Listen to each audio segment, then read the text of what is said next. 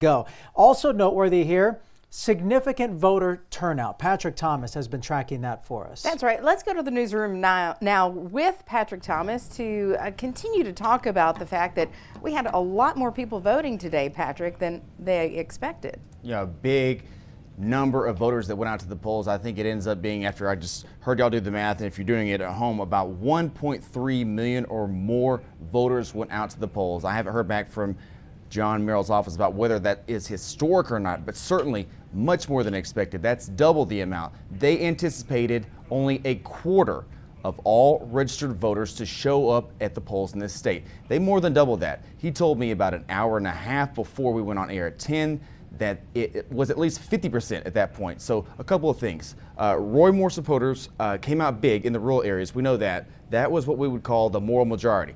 But big time for Doug Jones was Jefferson County, other urban areas like Montgomery and Mobile.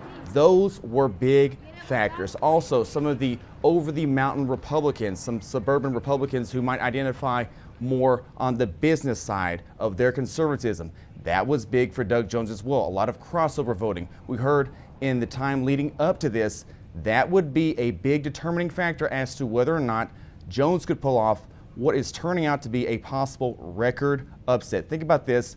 It has been 20 or more years since we last sent, I suppose, a Democrat to the Senate in Washington, D.C. So this is history being made right now. We also know that there are some numbers that probably will be reviewed, and we could be hearing from Secretary of State John Merrill's office here shortly. We got Lauren Walsh down there, but certainly a record turnout that not many anticipated, only 13 days away from Christmas.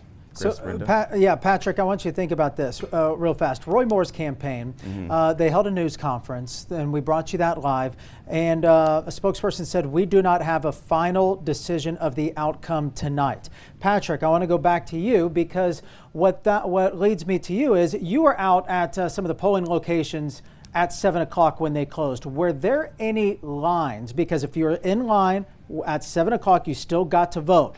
Were there any lines, or did pretty much everybody get through pretty easily? I think there were still some people going out to polls. I stopped by one at Hoover right before 7 p.m. There weren't as many people there, but at another location, one off Lorna Road here in Hoover, there were a fair amount of people still walking in and out of the door. Let me emphasize, this was the location, it was in a suburban area, but you had a lot of minority voters walking in and out of the polls. And I think that played a big part, Chris. Some Latino voters, some of the African-American community that really stepped out to make sure their votes were heard on this special election. So yes, I think that there were still a fair amount of people this late in the day that were getting out to the polls to make sure that they made a difference, so to speak, in what took place this evening.